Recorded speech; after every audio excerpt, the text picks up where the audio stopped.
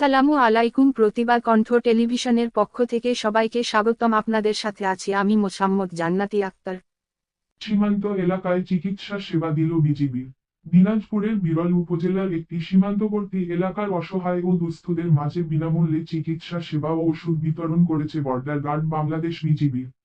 গতকাল শনিবার 31 আগস্ট সকাল 11টায় উপজেলার 6 নং ভান্ডারা ইউনিয়নের রামচন্দ্রপুর সীমান্ত সংলগ্ন চোকফসল সরকারি প্রাথমিক বিদ্যালয়ে এই চিকিৎসা কার্যক্রম পরিচালনা করা হয়।